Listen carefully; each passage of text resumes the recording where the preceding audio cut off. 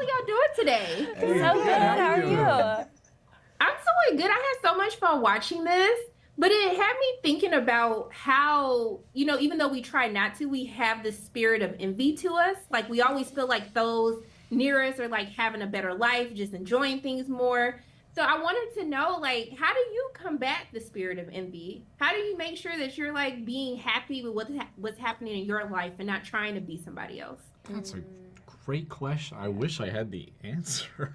Yeah, I wish I had the answer too. Therapy? I don't know. Therapy. Repeatedly deleting Instagram and then re-downloading it and then re-deleting it. Yeah. My life story. Yeah. Presence. Yeah. Yeah. And it's corny, but gratitude. Yeah. Gratitude journals.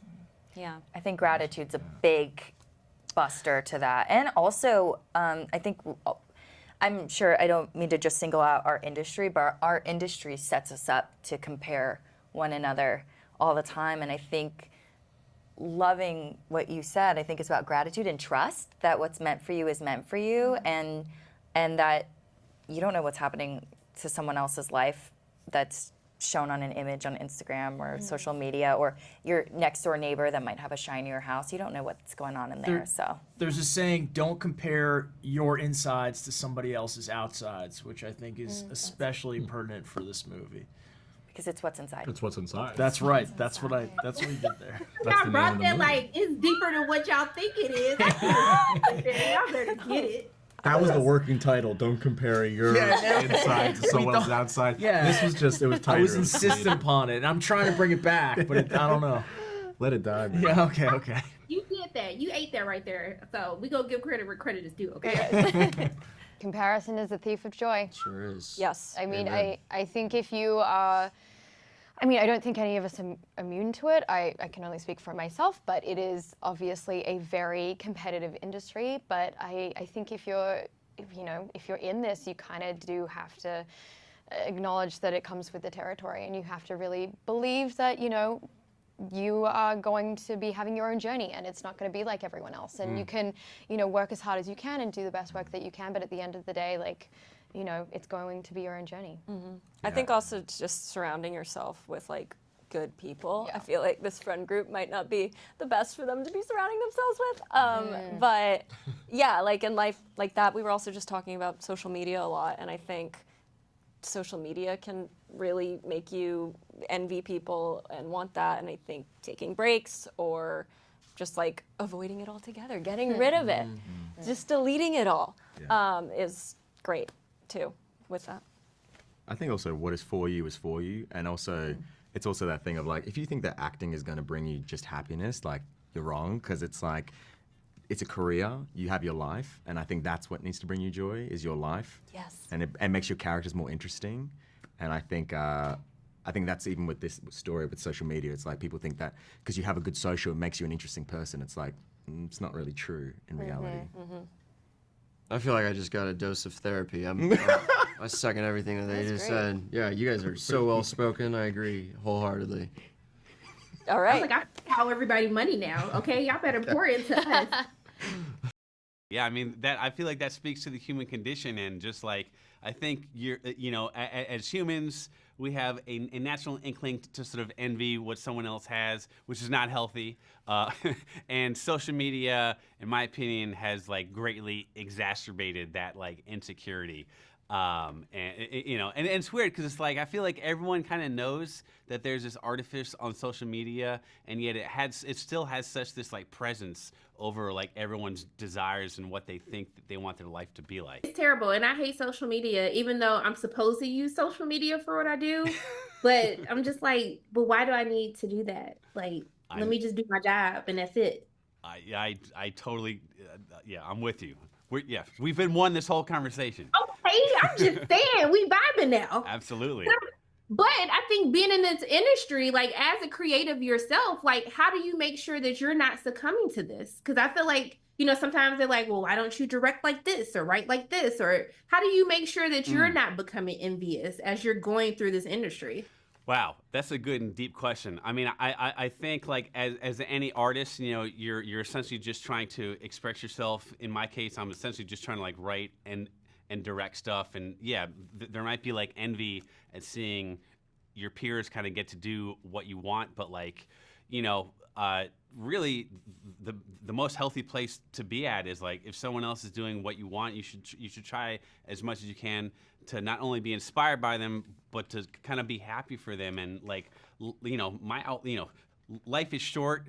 We'll all be dead, you know, at some point, and just like, you know, enjoy the ride as much as you can, and just remember that you are the only you, and there's no one with your voice except for you, and you know, and that's what makes you special. And so try to keep your eyes on your own paper on a creative level, I guess.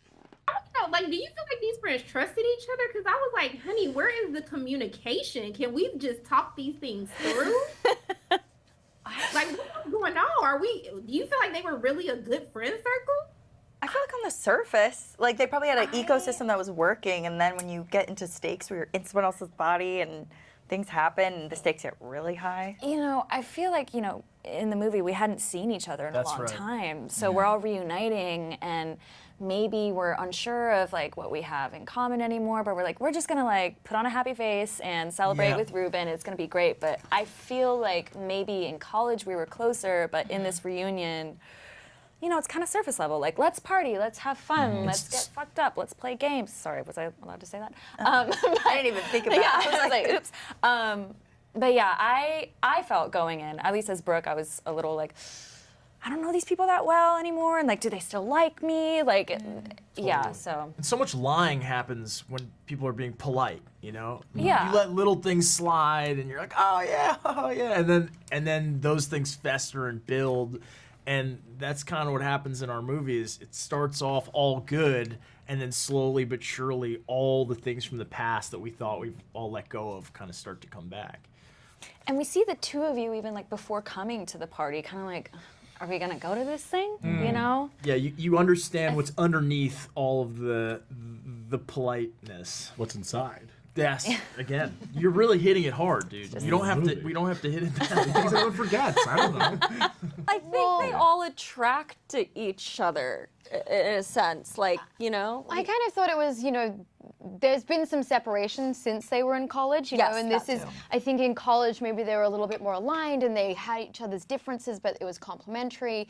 And now as time has gone by, you know, they've probably become a little bit more separated and a more, a more extreme version of that person, fully realized version of that person. So it feels more disconnected or maybe a little bit more different now. Yeah. Also, it's part of the movie magic to kind of like suspend that disbelief for a second, because each character does so symbolically represent someone that we know in our world, and you know, like a character straight out of our culture, you know, like we're really archetypically capturing each sort of trope in society. So I think putting all of those different personalities in one pot together is a really fun and interesting concept that we see played out through the course of the movie. Has it changed like how you want to interact with people? Has it made you feel like, hey, like we need to be more honest? Yeah, I'd say I try and be honest with because of this movie. Because of this movie, you're more honest. Yeah, that's awesome. Yeah, I think so. Wow. That's I don't know. I feel like it makes me fight with my friends more a little bit, but you know, in a good way where we're talking about things. You know, I feel like Working through it. you know, Shelby and Cyrus, that, you know, they weren't talking about things, and that's kind of what it ate. This them was from like the your inside. whole moral education. This film. Yeah, this really was a big course correction in my life. Changed also- everything. To like acceptance of how people are, and even like for all of us, we had so much fun working together, and also accepting everybody's individuality, creative process, and collaboration, even for like behind the scenes. That was really fun too, because we were in different stakes. Like we're all working night shoots, and we're all having to play each other. So I thought that was kind of interesting too, like with the story and with all of us as actors creating the story.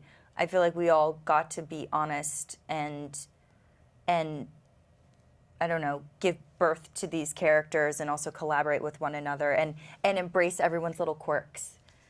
But I love that, you know, while watching this, at one point I was like, hold on, who is who? Like, I was like, this is the most I've ever focused in school. And I like that you kind of brought the audience in on this guessing game. Like, you feel just as kind of confused as the other friends because you're trying to figure out who is who based on the mannerisms from what we were first introduced to. Yeah. So can you talk about kind of how you chose to direct that and kind of keep the audience guessing while watching as well? Yeah, I mean, in terms of the mannerisms, that was something that myself and the actors really all kind of like notched in. We had a week of rehearsal before we shot, so we did a lot of like improv. I gave them a lot of agency to like experiment with stuff, and that brought out a lot of stuff. Like one simple example being that Dennis says "bro" a lot. That was not initially in the script. Gavin just started riffing on that, and I was like, oh, that's a great, like, very simple, easy way to denote who this guy is. But yeah, and then like directorially, I felt like my biggest challenge